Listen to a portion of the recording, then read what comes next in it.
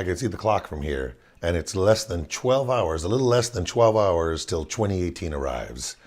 It's New Year's Eve here, New Year's Eve afternoon, and I'm thinking about what I want to say to you in these last few hours of the year. And I've been thinking about, what have I been doing here? I've been telling a lot of stories. They're stories to you, but they're memories to me. When they're transported, they become stories, but they are all memories. They're all true stories on my end. Everything told to the best of my recollection. And I find it fascinating to listen to people or to pay attention to people and maybe spy on them a little bit in public, only because I'm always fascinated about people and what their story is and what's going on with them. And so I guess I was going to say something about myself I don't think I'd said yet in 2017. And so here it is. Here's the big news I haven't shared before. I believe everything I'm told. It's true. I believe everything I'm told. Somebody tells me something, I totally believe it. You tell me that you're the first cousin of the Queen of England, I think it's great. I think it's fascinating. I might ask you some questions about it depending on the time and what we're doing. I believe anything anyone tells me, as long as it doesn't require me giving them money or things like that. But if someone wants to share with me that they saw a UFO or anything, I'm all in. Because what have I got to lose? And I don't think I'm someone worthy of trying to impress.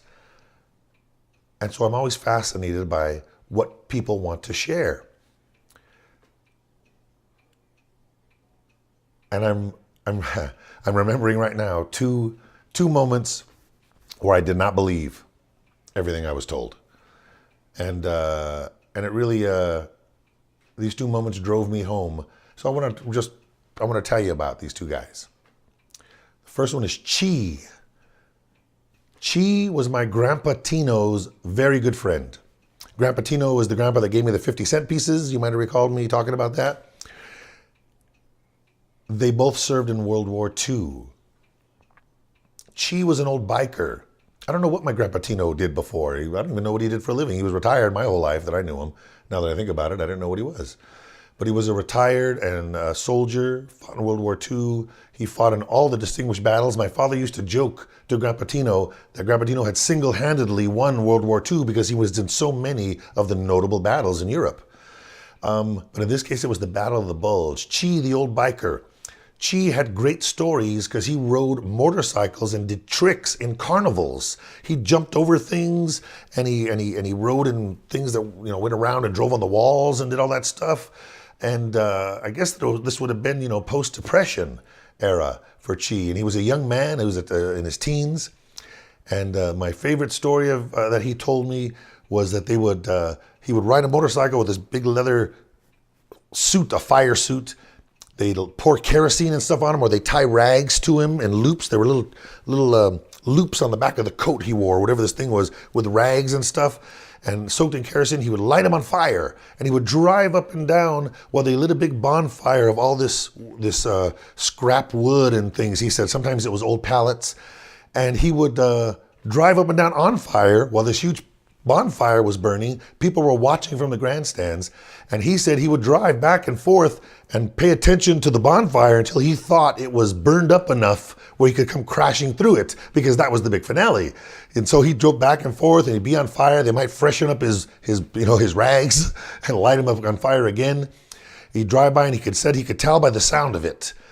And so it was ready to go. And then he'd pull his, he had goggles on. He'd speed up, and he'd be on fire himself, and he'd crash into this bonfire, and it would explode everywhere. And it was a big shower of sparks, and he'd come to a halt, and they'd put him out, and all the folks were cheering. And he pointed out there were a lot of pretty girls that thought it was pretty impressive. And so Chi was a delightful guy. I only saw him a handful of times with my grandfather. Always it was a Dodger game going on. They would drive around and listen to the Dodger game, Vin Scully on the radio, and they'd drive around and listen to it so they could be away from my grandmother, I guess, and he could not bother the Dodgers with Grandpa Tino. He had to hear every bit of it. And so he would take Dodger games and he would drive all around and visit with me, like I said, give me the coin, speak to my mother, and off they went again.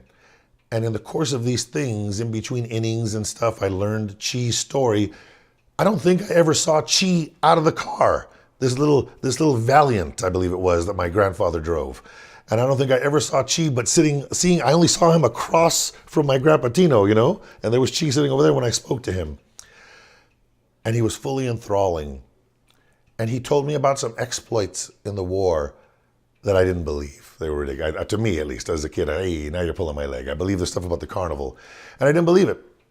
So anyway, one day, there's a carload of old veterans in the car. Really old guys from World War II, my grandfather's friends, these guys from the VFW hall. He pulls in to talk to my mom for some reason, Grandpa Tino does. And so in that moment, after he gives me the 50 cents, I asked these two old guys in the back, hey, do you know Chi? Yeah, tell me, is this true about Chi in the war? And they're like, absolutely. Everybody knows that. He's a crazy biker. Oh, really?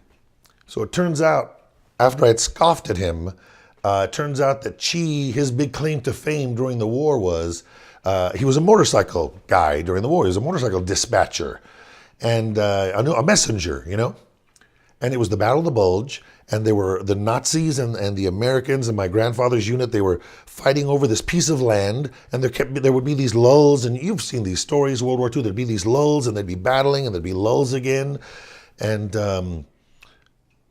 Chi, to entertain his fellow Americans during some of these lulls, would hop on his motorcycle, and he was a carnival biker. He would hop on his motorcycle and drive through the no man's land between the Nazis and the Americans, and he would do wheelies and spins around. He would jump over things and like motocrossing through the ruts, and the Nazis would shoot at him. And he would just laugh and drive all in figure eights and stuff and never got hit.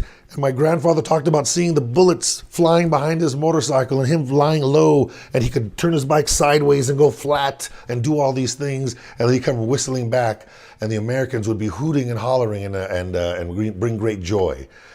And I don't know why I didn't believe it. I believed all the carnival stuff, but in connection to the war and Nazis and all that scary stuff, I thought it was a tall tale.